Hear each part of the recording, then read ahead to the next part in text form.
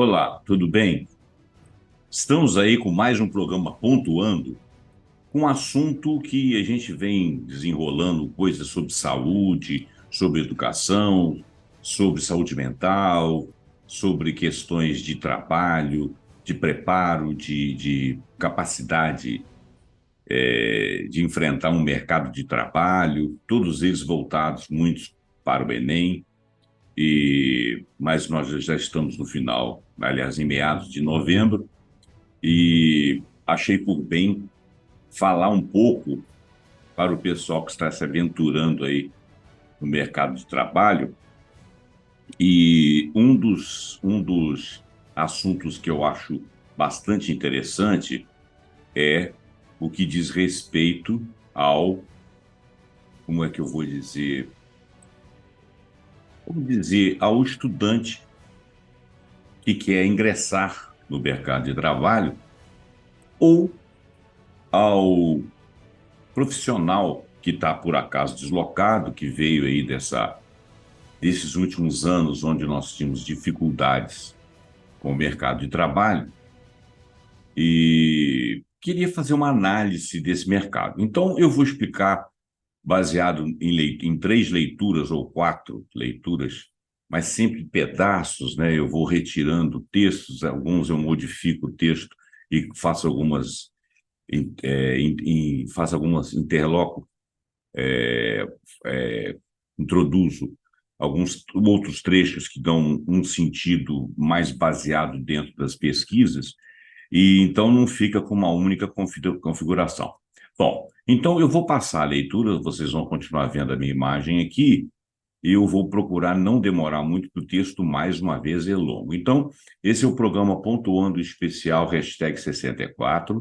Nós vamos falar de mercado de trabalho, como ele está atualmente, mas vamos falar também de suas tendências, de algumas análises, de alguns estudos feitos por algumas confederações, alguns institutos, jornais. Como eu disse para vocês, em princípio aqui tem a FIA, que é um artigo de outubro agora de 2023, a Stacked Power, em que Carlos Arruda, Hugo Tadeu e Miguel Costa fizeram considerações, uma reportagem, uma matéria do Globo, do G1, tá? E outros que eu fui furtivamente observando na internet, mas sempre sites confiáveis ou minimamente noticiosos. Claro que eles aí respondem pela veracidade de seus dados. Estão citadas aqui a Fundação Getúlio Vargas, do IBGE, e alguns institutos, outros que eu vou falando aqui ao longo da leitura. Então, olha bem, colocar-se no mercado de trabalho é sempre um desafio, ainda mais em um contexto cada vez mais digital. A vida está cada vez mais digital. Uma pesquisa do McKinsey, publicada na revista Fortune, em inglês, no caso, aponta que somente a inteligência artificial, só a inteligência artificial, deverá forçar 12 milhões de pessoas a trocar de emprego até 2030. Será que vai ser exatamente isso? Será que vai ser menos que isso? Será que vai ser mais rápido do que isso? Olha, isso é uma projeção. Hoje em dia, as coisas estão evoluindo de uma maneira muito rápida. Então, às vezes, a gente faz projeções até 2030 e é atropelado pelos acontecimentos. Às vezes, algumas coisas que se projeta não acontecem, evoluem para um outro lado. Mas acredito que a inteligência artificial, que no final das contas é a vida digital, acredito que a vida digital vai realmente dar o comando sobre tudo que nós estamos fazendo, porque é uma opção da humanidade nesse momento, né? É a grande descoberta da humanidade. Só que as pessoas falam de inteligência artificial como se fosse uma coisa de hoje. A inteligência artificial ela começou lá em 1940, quando começaram a aparecer os primeiros algoritmos de computadores, na época da Segunda Guerra Mundial. Dali evoluiu para uma internet que não era percebida pelo mundo. Depois veio o microcomputador, computador de casa, celular. O celular foi se tornando, foi sofisticando Chegamos ao smartphone, que é praticamente um mini computador na sua casa. Daqui a uns tempos nós vamos evoluir para uma outra coisa. Provavelmente a gente não vai ter chip, a gente vai ter um Wi-Fi geral. Já tiveram celulares que funcionaram diretamente por satélite. O GPS funciona assim. Quer dizer, esse conjunto de inteligências, que não são, na realidade, inteligências, porque inteligência que nós conhecemos é a humana. Se a gente chamar outras coisas de inteligência a menos da humana, eu vou aceitar o termo inteligência, né? Os animais têm inteligência, não têm a nossa inteligência. O algoritmo ele tem uma inteligência menor ainda que a de um animal. Por quê? Porque ele faz uma captura de dados, né? E, inclusive, ele pode capturar dados errados, tal do machine learning, que significa que a máquina está aprendendo com tudo que nós fazemos. Eu vou dar um exemplo para vocês. Quando você escreve várias vezes no corretor, no seu celular, o corretor do seu celular começa a sugerir os erros que você comete. Ali ele está aprendendo com você.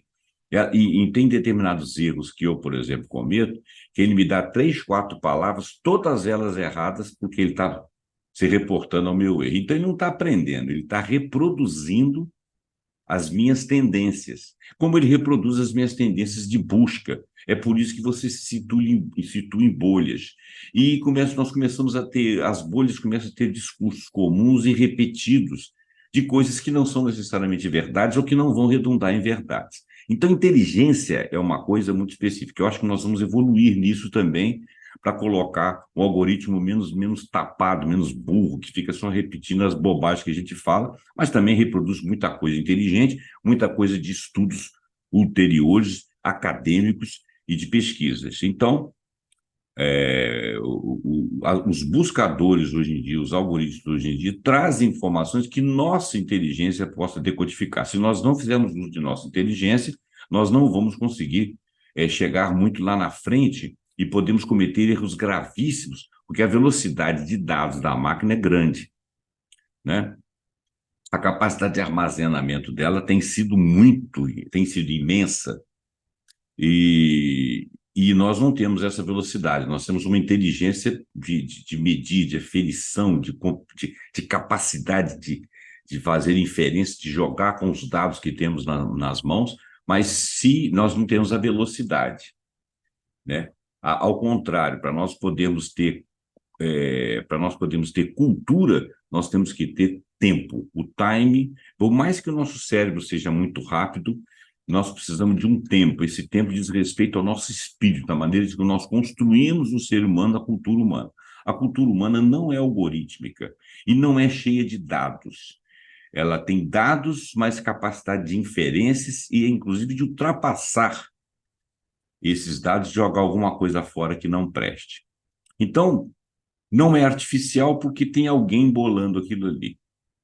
Mas com tudo que aconteceu em termos de digitalização do mundo e da famosa chamada inteligência artificial, considerando esses pormenores que eu citei, com tudo isso, a tendência é cada vez mais nós estarmos no ambiente virtual, resolvendo problemas e trabalhando. Esse movimento será também responsável pela automação de 30% das horas trabalhadas nos Estados Unidos no mesmo período. Esse relatório foi o McKinsey. Os Estados Unidos estão muitas vezes mais na frente na produção de inteligência artificial. O investimento dos Estados Unidos em inteligência artificial em relação ao orçamento deles é um absurdo de grande. Só não é tão grande quanto a indústria de armamentos. E nós, aqui no Brasil, de acordo com o nosso orçamento, nós temos um nível de investimento muito pequeno e a nossa tendência é copiar o que eles fazem ou trabalhar como eles trabalham. Nós ainda estamos a reboque, mas temos pessoas muito inteligentes e centros de pesquisa que poderiam evoluir muito, depende de investimento. Eu espero que ele aconteça. Investimentos inteligentes nessa inteligência, nessa digitalização. Os brasileiros precisam ainda ficar mais alertas, voltando ao texto, né? Mais alertas sobre as mudanças no formato de trabalho atual. Parece, e isso tem sido rápido. Todas as gerações têm que ficar observando as tendências do seu presente para o seu futuro. Todas as gerações. A minha teve que passar por isso, dos meus filhos, dos meus netos, dos meus bisnetos, tataranetos, todos eles vão ter que olhar. Só que a velocidade dessas mudanças, ela é uma velocidade maior do que a capacidade da geração tem de armazenar conhecimento e fazer algo com ele, acompanhando o que as máquinas nos trazem. Então, os brasileiros precisam ficar mais alertas, então, sobre mudanças no formato do trabalho atual. Uma reportagem do jornal O Globo: as lacunas educacionais no país são um sério problema em um cenário no qual o emprego está se especializando cada vez mais, e no meu último vídeo eu falo sobre isso. Isso aí, claro que o jornal O Globo tem referência para falar sobre isso. Até porque ele está reproduzindo o conhecimento de terceiros, né? Ele é um noticioso. E espero que os seus trabalhadores lá de mídia, né? Os seus repórteres, as pessoas que fazem a matéria, sejam pessoas suficientemente embasadas e inteligentes para buscar conhecimento nos locais fidedignos, onde você possa ter uma notícia fiel a respeito das pesquisas em sociedade. Acredito que o Globo estaria passando uma notícia, um noticioso, nesse cômputo, um noticioso fiel. Porém, quase tudo na vida tem ideologia, porque tem interesses, às vezes, subalternos. A evolução do trabalho, as questões econômicas, a geopolítica mundial, a geopolítica olhada pelo lado econômico e pelo lado das disputas de mercado, os tais chamados malfadados mercados. Tudo isso tem inserido em si tendências que alguns querem dizer que são tendências, porque são vontades de grupos poderosos. É por isso que é muito necessário nós investirmos em educação, mas não é educação de decoreba, de acúmulo de dados, de reprodução em provas, não. Educação em que você possa ter uma mente crítica. E essa educação ela depende bastante de você, mesmo que você tenha 80 anos hoje em dia. Desconfie das suas certezas, desconfie dos seus grupos, desconfie das suas bolhas. E isso serve para mim também, obviamente. Bom, então o mercado, agora nós vamos conceituar o mercado de trabalho para a gente poder entender, porque quando você fala de mercado, né, mercado é uma coisa genérica. Nós estamos falando de mercado de trabalho. Ou seja, o que existe no Brasil, relacionado, obviamente, com as tendências mundiais também, mas o que existe no Brasil que nos dá,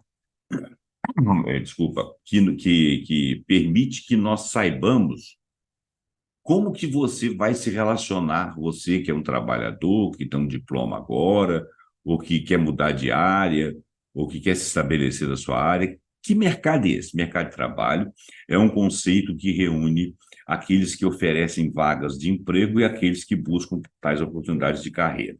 É uma coisa bastante simples. Isso inclui tanto postos abertos em empresas públicas quanto empresas privadas, de todos os portos e segmentos de atuação. Fazem parte dele profissionais com as mais variadas formações e habilidades, considerando uma maior competitividade, necessita-se de qualificação da mão de obra disponível. Quer dizer, não adianta você ter um mercado aberto se você tem pessoas incompetentes. Não adianta você ter mercado aberto, mas que não oferece nada ao nível da sua competência, de forma que você tenha, por exemplo, que sair daqui e trabalhar em outro local, em outro país. Isso tudo acontece, tá, gente? O Brasil tem, na atualidade, apenas 23% da população na faixa de 25 a 34 anos com ensino superior. Por que ele citou 25 a 34 anos? Que seria a hora mais produtiva, onde você teria uma formação e estaria partindo para o mercado. Claro que esse valor aí ele pode ser um pouco maior, considerando todas as faixas de idade. Mas é um valor baixo, tá? Enquanto o percentual de ensino superior completo, antigamente, era 4,4 em 2000, era 7,9 em 2010, considerando faixas similares. Esses números atuais levantados pelo Ministério da Educação, o MEC, são muito distantes daqueles apresentados pelos países que integram a Organização para a Cooperação do Desenvolvimento Econômico, que é chamada OCDE. Algum dia você quiser pesquisar qual o significado da OCDE, o quão importante ela é para os países e quanto que ela é para o Brasil, seria bem-vindo você estudar sobre isso aí. Nós estamos falando nos mercados dos países em que nós estamos mais ou menos nos comparando, tá? É por isso que ele citou o OCDE. E o Brasil mantém uma condição de associado dessa organização, o que não significa que nós sejamos grandes porcarias. Para especialistas, vários são os fatores que levam ao índice tão precário no Brasil, que vão desde o pouco comprometimento da sociedade com questões relacionadas à educação, às desigualdades que o país não consegue superar, né? Dados do Education at Glance, de 2023, mostram que 11% dos alunos do ensino médio entre 15 e 19 anos estão matriculados em programas profissionais, enquanto a média dos países membros deste OCDE tem 37%. Será que 37% é um índice mediano bom, né? E será que matriculados em programas profissionais, o que será que significa isso? Programas profissionais, aqueles que dão um curso técnico, mas quais tipos de profissão? Tudo isso tem que ser cogitado, tá, gente? A pesquisa cita isso assim, sem embasar muito. O Brasil fica à frente apenas do México e da África do Sul em ranking que inclui parceiros do grupo do OCDE, ou seja, que as populações entre 15 e 19 anos estão matriculadas apenas 11% em cursos profissionalizantes ou profissionais. Um olhar nos últimos anos é que o aumento do número de candidatos habilitados não encontrou uma oferta compatível com a demanda. O que não quer dizer que os nossos candidatos sejam sempre habilitados para a demanda que exista. Então, vamos entender bem. Um olhar nos últimos anos é que o aumento do número de candidatos habilitados, ou seja, tem cara que tem uma formação muito legal, mas ele não encontrou mercado para ele. Tá? Aí ele pega a saída daqui. Algumas coisas concorrem para isso. Outros, devido a uma formação fraca, em grande maioria, não são habilitados para o mercado que existe. Separados bem as coisas. É possível adiantar que o que contribui bastante para o desequilíbrio desta balança é a taxa de desemprego. Sim, porque você tem pouca oferta, você tem 11,1% da população, por exemplo, desempregada. Por quê? Porque alguns dos habilitados não encontram mercado para eles. Tá? Por exemplo, se você tiver um nível de formação no que diz respeito à chamada inteligência artificial, a digitalização, etc., e uma capacidade bastante profunda, talvez não existam empresas aqui que desenvolvam trabalhos que você poderia ser aproveitado. Aí você teria que trabalhar lá fora, que lá fora eles desenvolvem esse trabalho, fazem produtos que nós acabamos importando. Então, todas essas coisas existem. Sabemos por vídeos recentes, e isso aí já é uma palavra minha, quando o mercado se aquece, esbarra na questão da competência do trabalhador de preencher vagas por questão de educação ou formação e também de um preparo educacional amplo, né? Então, não apenas a educação básica e a formação profissional específica, mas um preparo em termos humanos de estar ali por algum motivo. Igualmente importante está a relação entre o total de contratações e demissões observadas pelo CAGED, que é o Cadastro Geral de Empregadores e Desempregados. Quando os desligamentos são muito numerosos, significa que menos oportunidades existem no mercado de trabalho na atualidade. Claro. Quais são os tipos de mercado de trabalho? Olha bem, a economia e, portanto, as oportunidades de mercado de trabalho atual costumam ser divididas nos setores primário, secundário e terciário. Vamos entender o que é isso. O setor primário é aquele que trabalha com os produtos primários. O que é isso? Exploração de recursos naturais, extração de matérias-primas, cultivo, colheita de alimentos, criação de animais. Aquilo ligado mais ao produto in natura, bruto, sem ter passado por um aperfeiçoamento, uma indústria. Por exemplo, você pegou o minério de ferro, tá? Ele ainda não virou ferro nem virou aço, ele ainda é minério. Então, esse é o setor primário.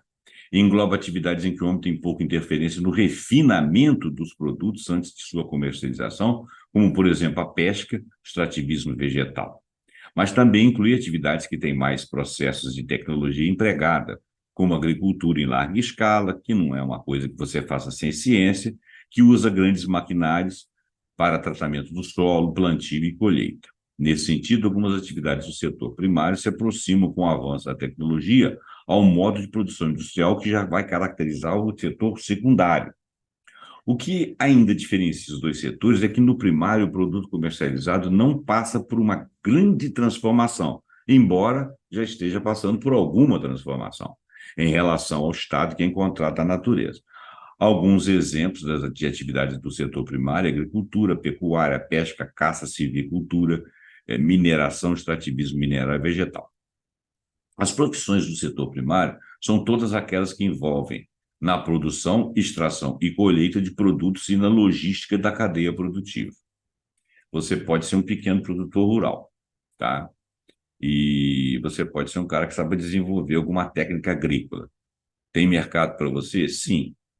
Setor secundário.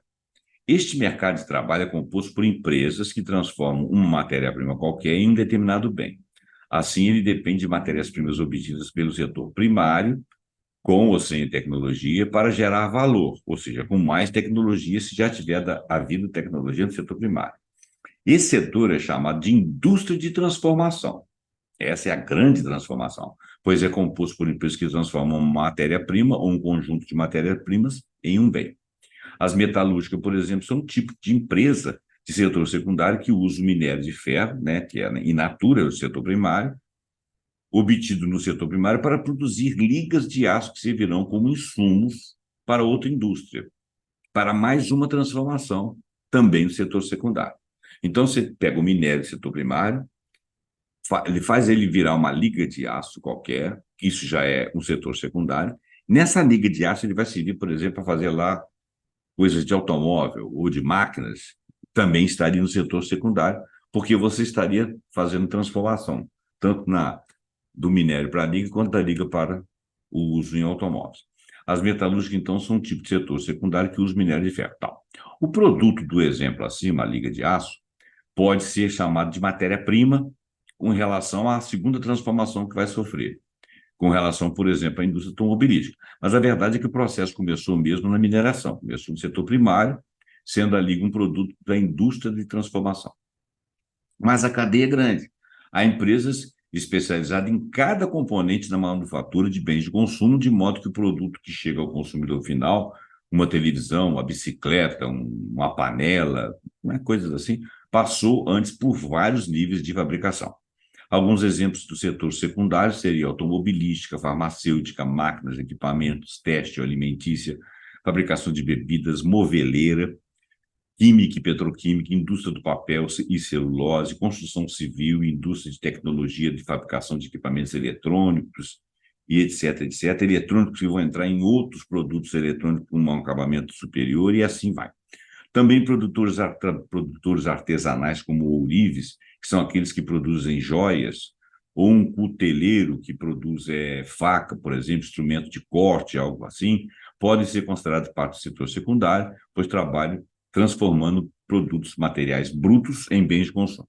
Quem que é o terciário? O terciário é o setor representado pelos serviços e pelo comércio, serviços e comércio, que corresponde à maior parcela do PIB e é o setor que mais emprega. Se as empresas do setor primário e secundário envolverem grandes áreas e máquinas e fazem o dinheiro circular com a venda de mercadorias físicas, no terciário, o valor dessas está na experiência e no trabalho desempenhado pelas pessoas. Então, são serviços prestados por pessoas.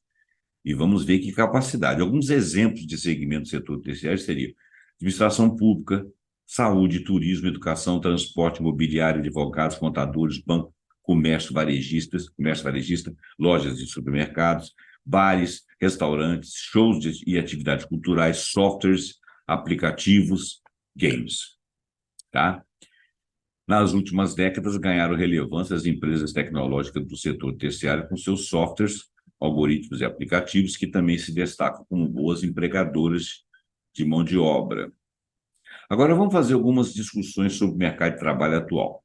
Cenário pós-pandemia marca a recuperação da economia do mercado de trabalho o que era de se esperar de alguma forma. Se analisarmos apenas as perspectivas dos rendimentos, a situação de hoje é melhor que a do ano passado. Sim. Agora, lembrar que a economia estava aqui, caiu, chegou na pandemia, teve uma modificação, um strike ali, né? Voltou a crescer um pouquinho, e esse ano nós estamos melhor que ano passado. Agora, antes da queda, nós estamos muito abaixo de antes da queda. Por que houve a queda? N fatores. Então, de acordo com o IPEA, os ganhos médios tiveram um aumento de 6,2% no segundo trimestre de 2023, comparados com o mesmo período de 2022. Esse aumento é pífio, a economia estava muito contraída, mas houve um aumento. É igual o seu PIB.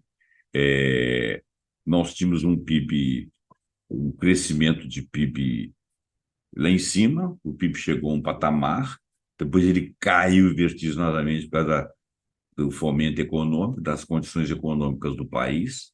Aí, quando ele sai de zero e sobe 0,5%, 1%, nosso PIB subiu, mas ele tinha caído 8%. Se ele subiu 0,5% ou 1%, nós já estamos muito abaixo de antes. Tem que pensar nisso tudo, tá, gente? Nós tivemos uma queda vertiginosa aí nessa última década, tá? Algumas coisas, questões políticas brasileiras influenciaram nisso. Não vou entrar no detalhe, porque a discussão é longa. Mas nós estávamos razoáveis, não tão bem, mas estávamos razoáveis, tínhamos crescido algo, perdemos muito, perdemos mais, veio o strike da pandemia, nós estamos subindo a escada aí de joelho, tá bem devagar. De acordo com o IPEA, os ganhos médios tiveram 6,2% no segundo trimestre de 2023, comparado com o mesmo período de 2022. Já disse que isso aí, além de pífio, não tem grande significado, mas nós estamos subindo.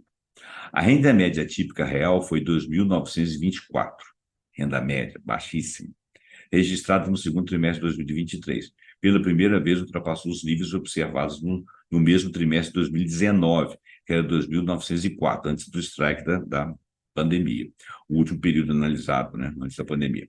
As estimativas mensais indicam que o rendimento médio real de junho de 2023 foi 2.936, praticamente a mesma coisa. Foi 1,8% maior que observado no mês anterior, 2.883, ou seja, mês de maio, e 0,2% ao registrado em dezembro de 2022, que era 2.929. Pouco, nós estamos em torno de 2.900 de média, está baixo. Uma parcela desse resultado se deve ao crescimento do mercado digital, impulsionado em parte pela consolidação das plataformas Google. No ano passado, as plataformas da empresa sediada no Vale do Silício movimentaram 153 bilhões, gerando 238 mil postos de trabalho. Como ela trabalha no mundo todo, sobrou para nós também. O crescimento dela nos ajudou. E se isto é uma evidência de que o mercado de trabalho no mundo é também no Brasil, e está se digitalizando a passos largos. Por isso, quem não acompanha essa evolução deve enfrentar dificuldade. Quando falado assim, fica parecendo que nós demos um salto. Não é verdade, tá? O Google, o seu serviço mundial, independente de países, absorveu mão de obra, nós também fomos absorvidos enquanto mão de obra, mas nos falta muito no nosso mercado digital particular. Agora vamos falar do mercado de trabalho do Brasil, um comparativo entre 2023 e 2022, mercado de trabalho exclusivamente. Como vimos comparativamente, o mercado de trabalho na atualidade está melhor que no ano passado, tá? No que se refere a rendimentos. Pouca coisa, mas está. Há avanço nas oportunidades de carreira, houve queda na taxa de desemprego, que no segundo trimestre de 2023 caiu para 8%, nós estávamos com 11,1% de desemprego, caímos para 8%. E isso tem um significado legal. Significa que a nossa economia encontrou lugares para se expandir. Porém, é muito menor que o índice de 2014, segundo o IBGE, antes de nós sofrermos essa queda toda. Vou ler de novo. Há avanço nas oportunidades de carreira, houve queda na taxa de desemprego, que no segundo trimestre de 2023 caiu para 8% em relação aos 11,1% do ano passado, menor índice desde de 2014, segundo o IBGE.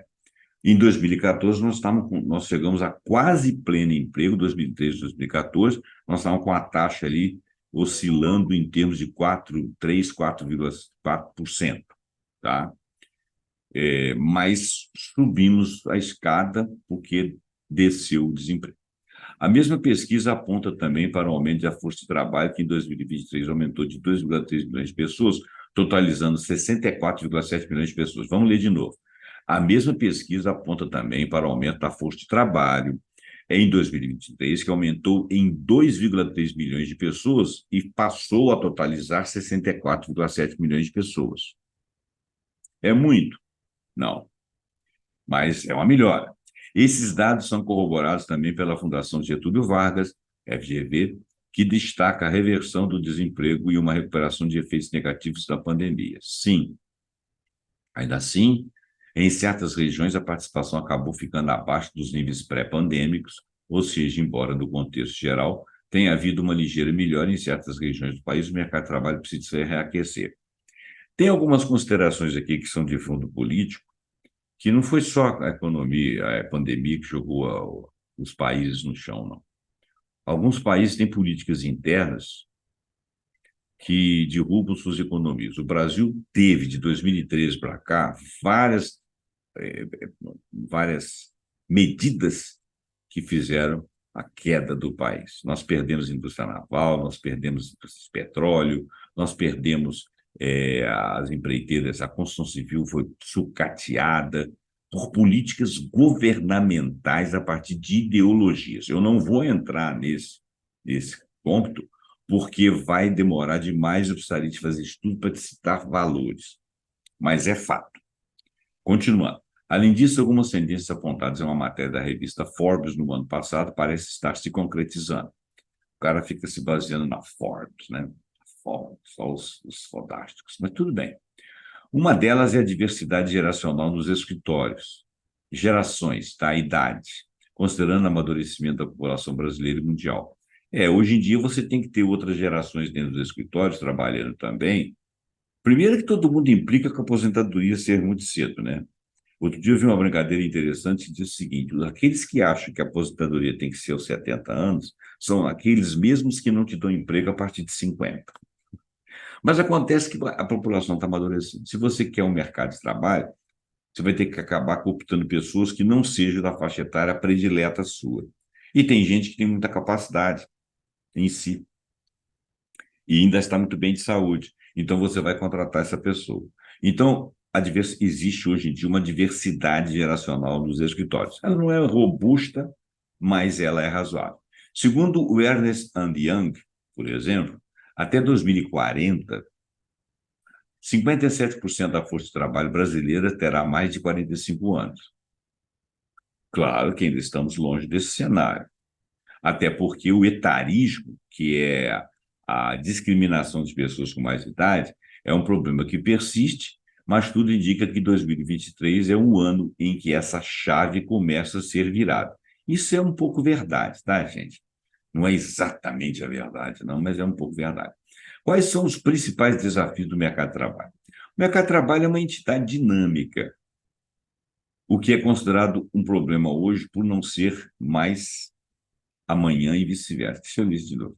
O mercado de trabalho é uma entidade dinâmica, ou seja, o que é considerado um problema hoje pode não ser mais amanhã e vice-versa. Como acabamos de ver, o etarismo ainda é um desafio, embora as projeções indiquem que em um futuro próximo ele deva não ser mais.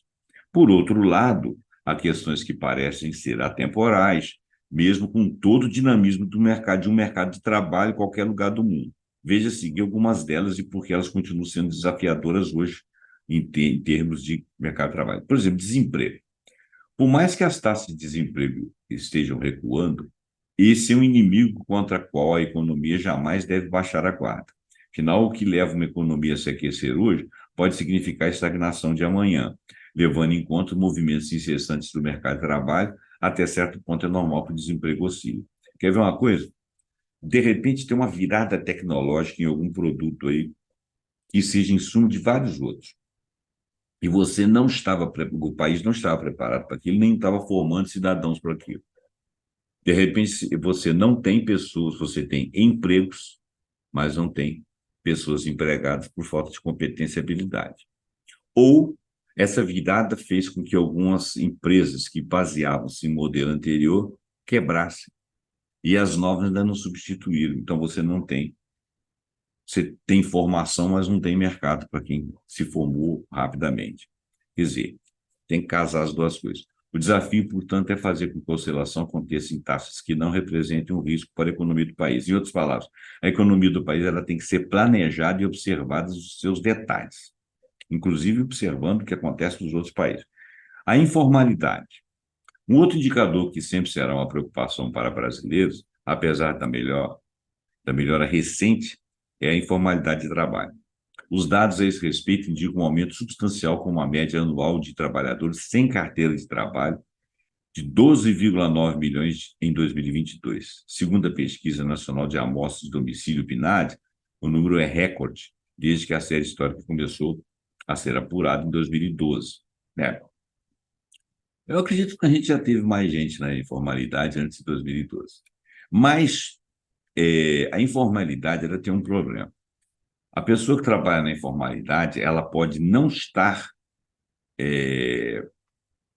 numa situação confortável para projetar a própria vida. Então, ela tem dificuldade de pagar aposentadoria, ela tem dificuldade de pagar plano de saúde, ela tem dificuldade de ter acesso a algum tipo de comprar um apartamento, de comprar casa, de comprar um determinado insumo que habilite ela no trabalho dela. A informalidade, ela trabalha contra o planejamento de vida. Quando você tem um mercado que te absorve sua competência, te dá estabilidade, te dá bom salário, te ajuda no seu plano de saúde, você tem um salário que você sabe que vai, né? Você pode fazer projeção disso para comprar um apartamento daqui a alguns anos ou para fazer algum tipo de investimento, você tem mais segurança. Então, a informalidade, ela mantém a economia meio na flutuação. Se todo mundo fosse vendedor ambulante, talvez a gente tivesse uma economia muito fragilizada. Isso sem desdouro para os profissionais ambulantes. Falta de qualificação, outro problema a ser avaliado. Há também a falta de qualificação, um problema estrutural da economia brasileira, que é um desafio desde sempre. Sempre tem um setor em que não tem gente qualificada. O estudo futuro do mundo do trabalho para a juventude brasileira revela que, nesse aspecto, os jovens são os que mais sofrem. Sim, de acordo com essa pesquisa, 82,3% das empresas participantes não conseguem contratar pessoas jovens qualificadas para cargos disponíveis. Às vezes, nem jovens, nem mais velhos. Portanto, é preciso que os governos e a sociedade civil organizada encontrem maneiras de reverter esse cenário, investindo principalmente na qualificação de jovens e adolescentes, o que significa a palavra dizer sim, políticas públicas, tá? Instabilidade econômica, como já destacamos no blog dessa empresa FIA, 2023 é um ano de baixo crescimento. Ainda ele fez uma matéria sobre isso, eu não deveria ter colocado isso aqui, não. Ainda que o desemprego esteja recuando, uma série de outros indicadores sugerem que o PIB não deverá aumentar substancialmente até o fim desse ano. Sim, isso se deve a um cenário em que o país enfrenta desafios como a desaceleração da economia, juros restritivos, inflação e equilíbrio fiscal, como já apontava no ano passado uma matéria da Forbes. A ótica da Forbes, ou da maneira do pensamento econômico de uma empresa jornalística como a Forbes, ela está incrustada no mainstream mundial, ou pelo menos aqui do Ocidente. Então, a maneira de olhar a nossa economia é muito particular a respeito deles, e nem sempre é boa, uma maneira boa do nosso ter um olhar sobre nós. Então, desaceleração da economia. Nós tivemos essa desaceleração, nós precisamos de investimento agora. Os juros são restritivos, eles têm que abaixar. A inflação, ela andou abaixando. O tal de equilíbrio fiscal, ele deve ir até onde não nos prejudique a questão do investimento. Porque se nós estivermos sempre querendo zerar déficit, nós nunca vamos fazer investimento para a economia crescer e sim ter pujança para poder pagar as nossas dívidas, tá? Então, a gente tem que ter um momento em que esse equilíbrio fiscal esteja controlado, mas ainda no saldo devedor, de forma que a gente possa pegar uma parte desse dinheiro e investir para crescer. Senão você não paga sua conta nunca. Tá? Outra coisa, economia doméstica, economia de governos é uma coisa completamente diferente. Então, esse exemplo de que você só pode gastar até tanto, porque pensa na dona de casa, bobagem. O governo ele produz dinheiro, tá? Ele tem outras formas, ele pode pensar em exportação, ele pode fazer acordos internacionais, ou emitir moeda, né? Ou mexer com juros, ou elevar, abaixar a moeda, aumentar a exportação de alguma forma, investir em determinados setores para que lá na frente você tenha mais dólares e etc, etc, etc. Quer dizer, o governo ele tem tudo que a economia doméstica não tem. Você não pode inventar seu salário. Né? Se você tiver um cartão de crédito, você não tem salário, você tem crédito. Se você não pagar, você perde o crédito, ainda fica devedor e tem dificuldade lá na frente. É, essa questão de que você tem uma dívida e tem que pagar, que dívida? Quem que arbitra esses juros? Quem são nossos credores? Podemos negociar? É porque nós podemos resolver com a forma como nós vamos pagar essas dívidas, diferente de uma economia doméstica. Então, essa visão do capitalismo mundial, de repente, não nos serve. Então, nós temos que olhar muito a nossa economia, tá certo? Bom, então, essa questão aqui da instabilidade econômica, em boa parte das vezes as instabilidades econômicas são visualizadas por um modelo de raciocínio econômico que tem muito a ver com ideologia, tá? Agora, desigualdade salarial. Além dos jovens, a população feminina também sofre efeitos de um mercado de trabalho desigual e injusto. Sim, como aponta o IBGE, as mulheres ganham em média 78% dos rendimentos do homem. Então, se o homem ganha 1.000, a mulher ganha 780 pela mesma função, 22% a menos. Não é legal. A esperança não é legal, não, é injusto, né? A esperança é que a lei da igualdade salarial, recentemente sancionada pelo governo, é verdade, torne a situação mais equilibrada, já que ela prevê punições para o empregador que remunerar trabalhadores em razão de sexo. Eles têm aquela mania de achar que se essa mulher pode engravidar e tal, papapá. Realmente, né? A sociedade tem que olhar para isso e não ter aquela visão exclusiva do dinheiro, tem que ver um cidadão, né? Afinal de contas, a sociedade vai ter sempre filhos, né? E os filhos dependem de nascer minimamente das mulheres. Eles podem depender das mulheres a vida toda, mas eles dependem de nascer delas.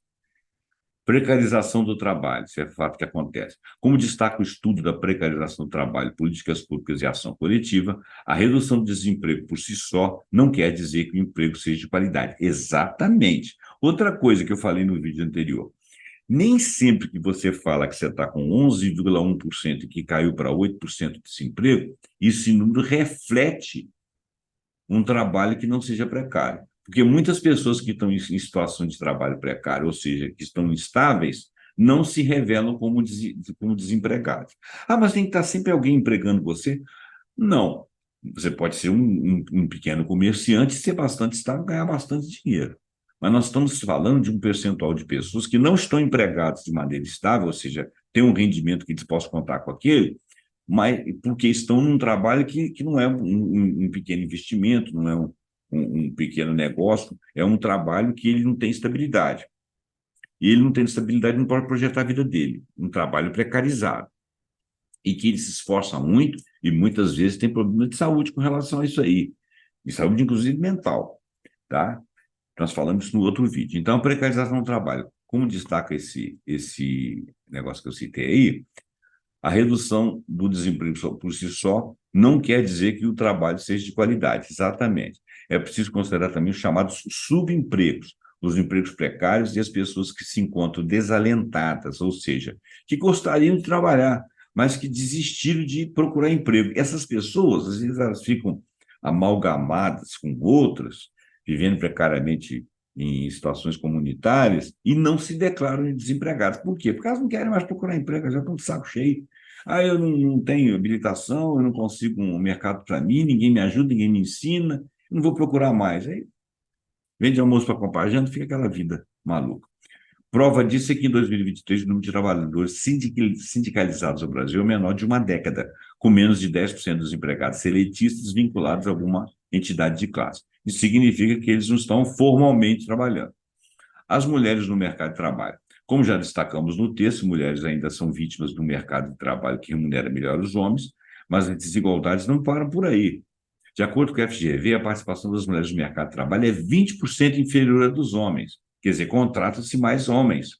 Para as que assumem a responsabilidade de serem mães, a questão é ainda mais complicada, já que quanto mais filhos, maiores as chances de serem excluídos do mercado de trabalho. Isso porque nós não temos uma política, por exemplo, de ajuda às mães, né?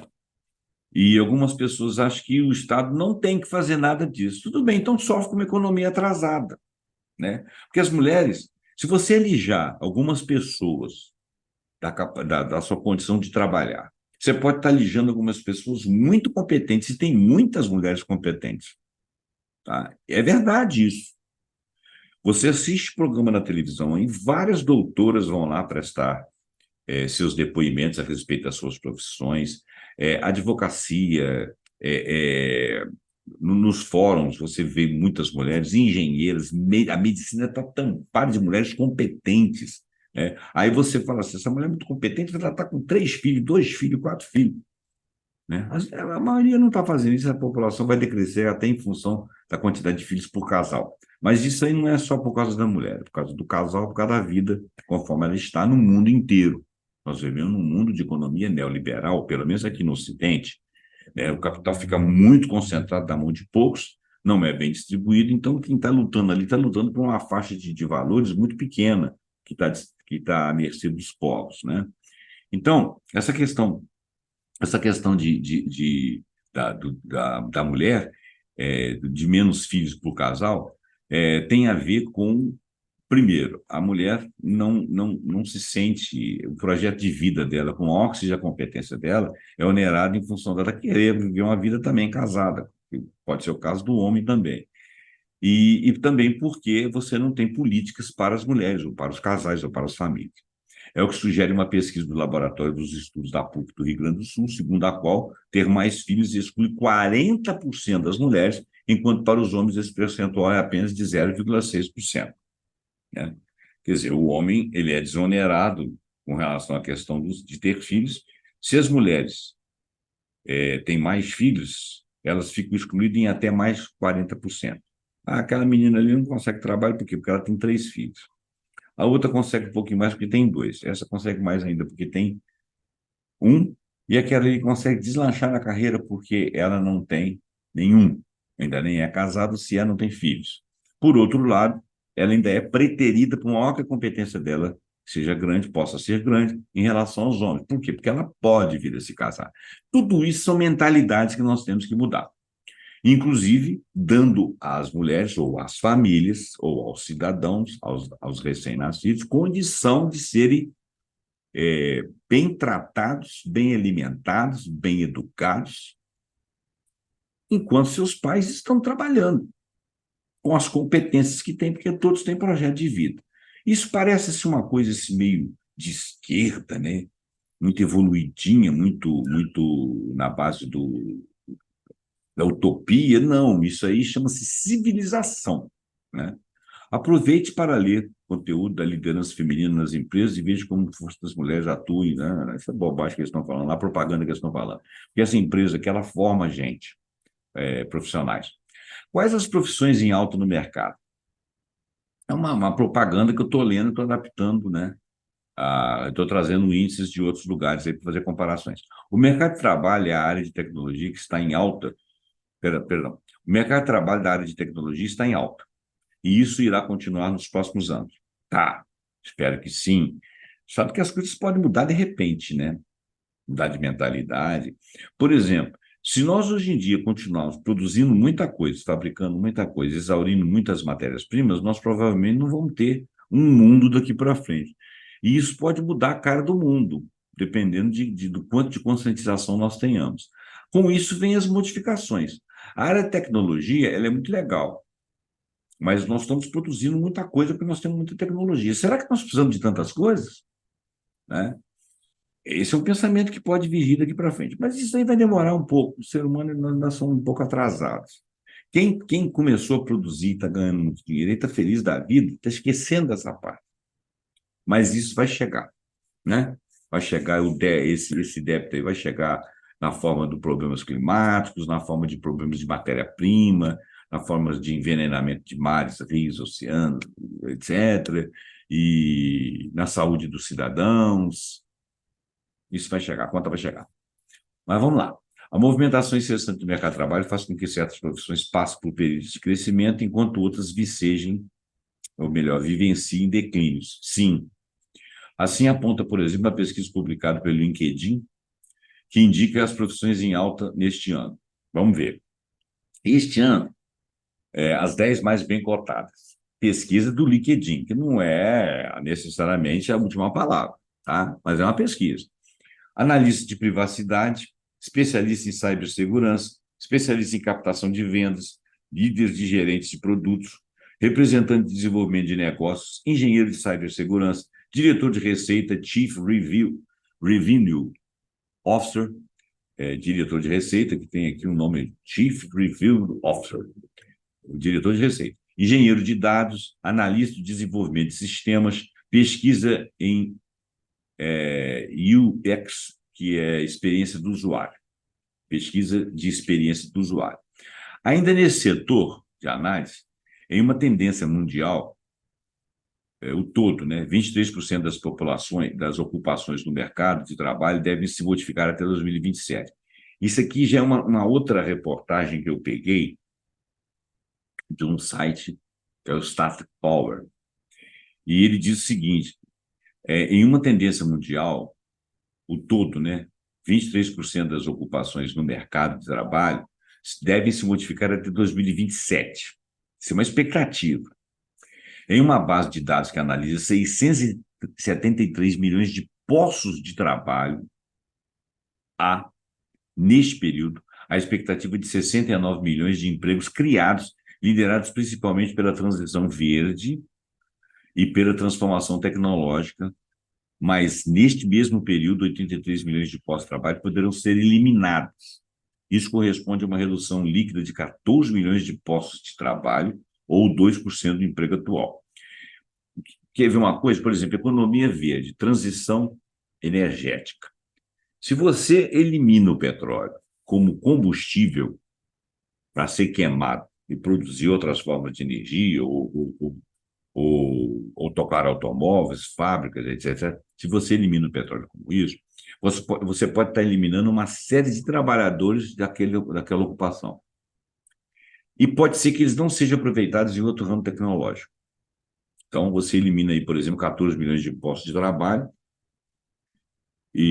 aliás, 83 milhões de postos de trabalho, mas você cria 69 milhões. Então, tem um déficit, né?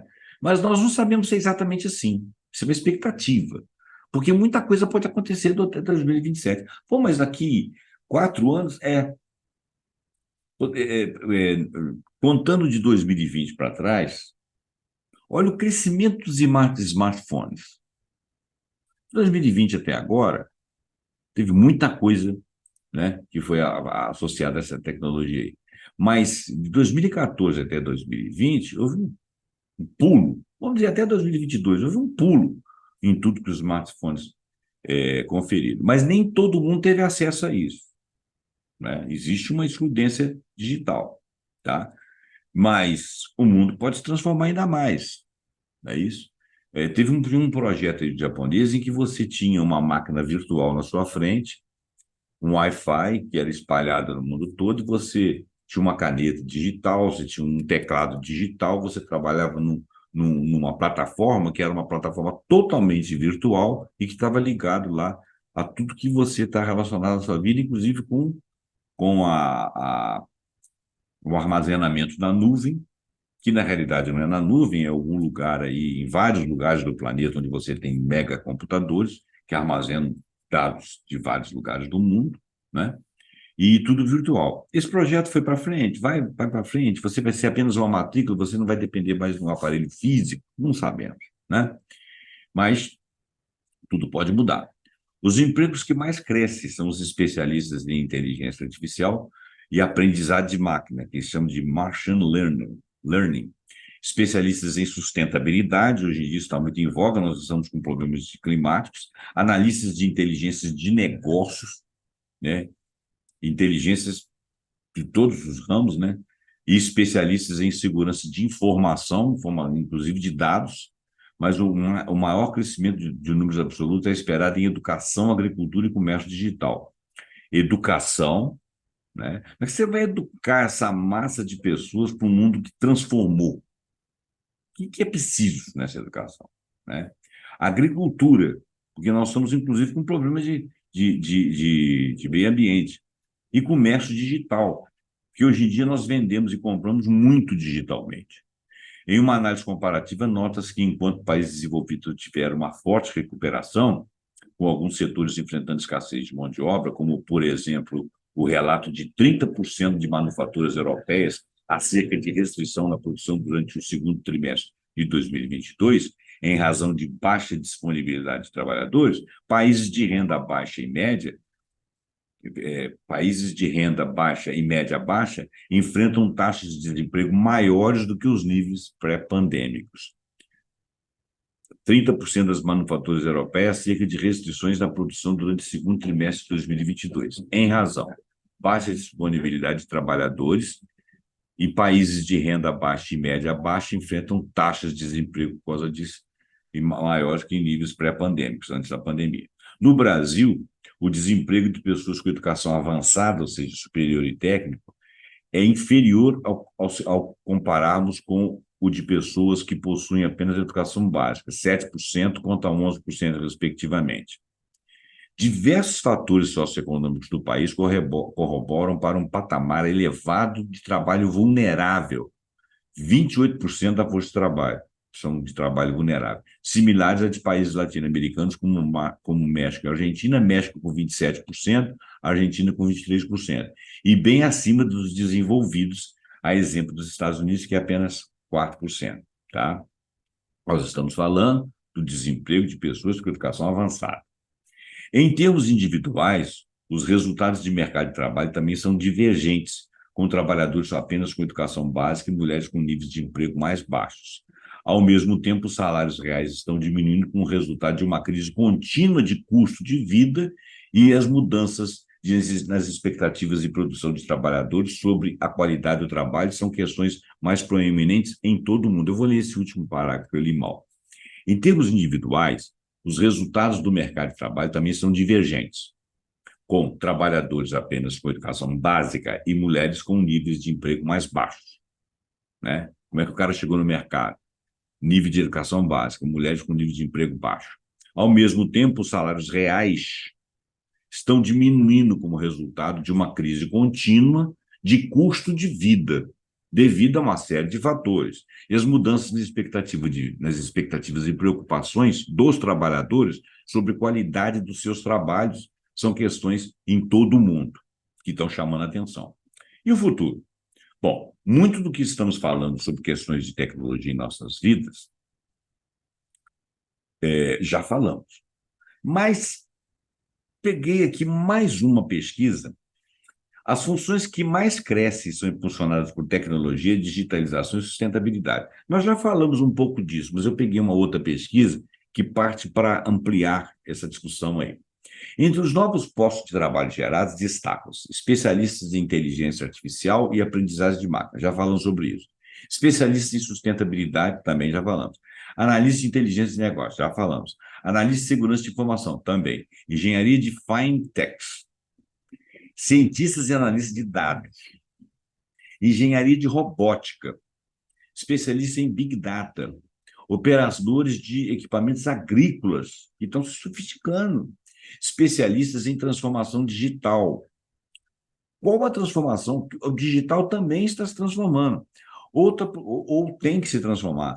Outras profissões, como arquitetos, agrimensores, engenheiros de energia renovável, engenheiros de instalação de sistema de energia solar, são cargos de crescimento relativamente alto à medida que as economias mudam para a energia renovável. Então, olha bem, olha o que a transformação, de repente, pode mudar a cara de tudo.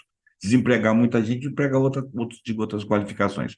Apenas duas tecnologias não devem apresentar saltos positivos de emprego nos próximos 5 anos: os robôs humanoides e os robôs não humanoides. Por quê? Não sei. Apenas duas tecnologias não devem apresentar saldos positivos. Talvez porque a aplicação disso não seja tão imediata e seja muito dentro de indústrias. O robô humanoide, ele teria uma presença dentro da nossa casa, dentro de escritórios, aonde ele teria? Eu não sei te falar sobre isso, confesso a minha ignorância. Os não humanoides, eles são de fábricas mesmo, né? E depende de um nível de investimento. Apesar do saldo positivo geral dessas tecnologias, mudou pouco desde a última edição do relatório em 2020, a percepção de que as tarefas se tornaram mais automatizadas. É, tem muita gente que está longe de entender tudo isso, e gente que está trabalhando, e gente competente, porque a gente não dá conta de tudo, né, gente? Você está numa área, por exemplo, você é médico, você tem muita noção de tecnologia na sua área, o resto você não está ligado. Você é engenheiro, está ligado na sua área.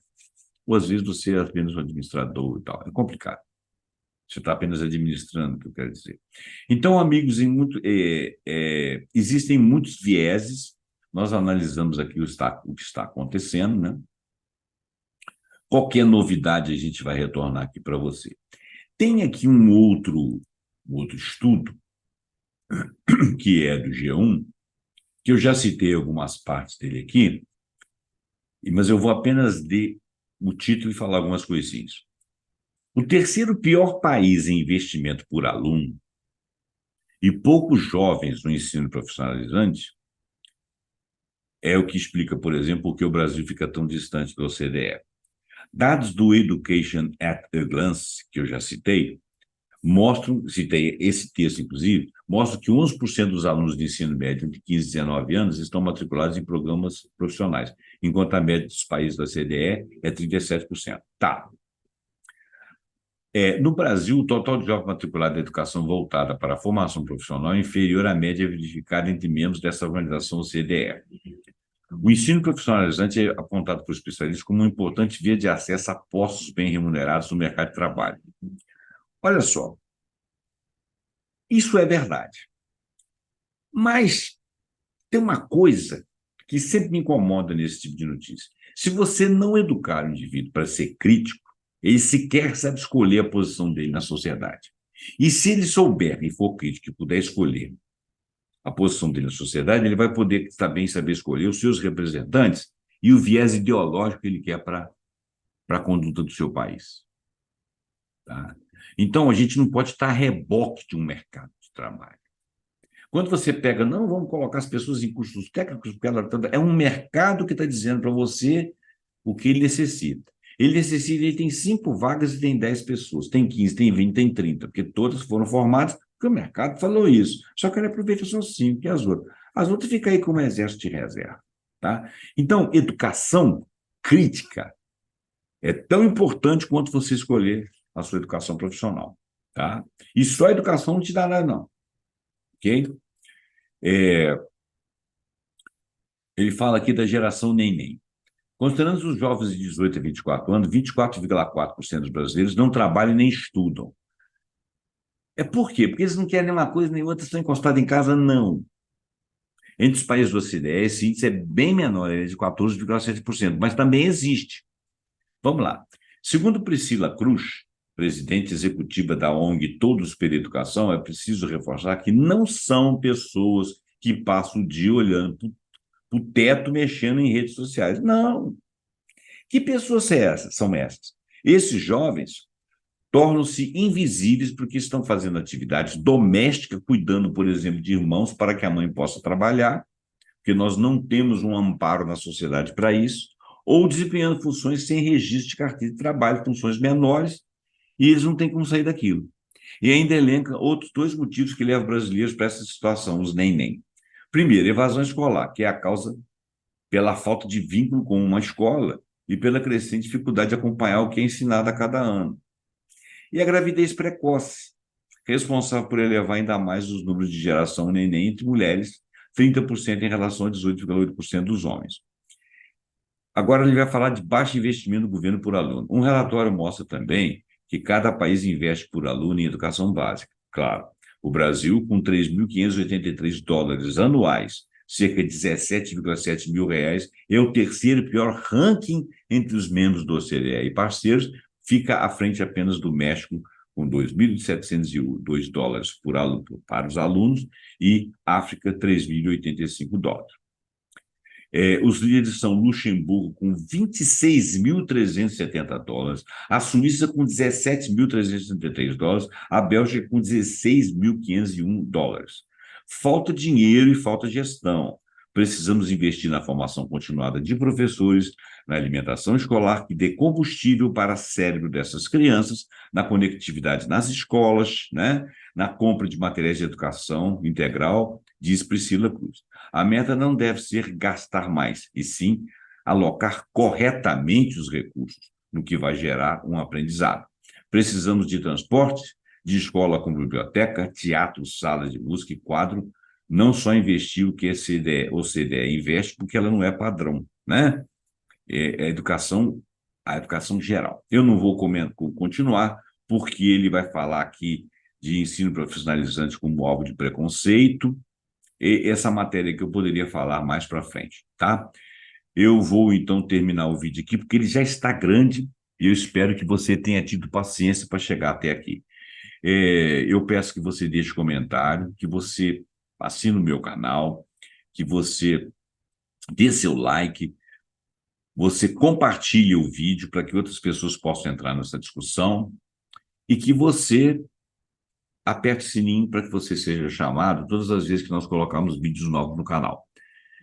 Da agora até o final do ano, desse ano de 2023, eu vou tentar colocar muitos vídeos que a gente possa avaliar projeções para os outros anos, tá bom? Nem sempre é assim que rola, de repente aparecem assuntos importantes, né? Mas eu espero que você goste do nosso trabalho, nos incentive, nos estimule, esteja sempre aqui conosco. Então, obrigado pela sua atenção. Até o próximo programa Pontuando, com algum assunto que nós acharmos muito interessante e que, se Deus quiser, você também vai achar interessante, tá bom? Obrigado e até lá.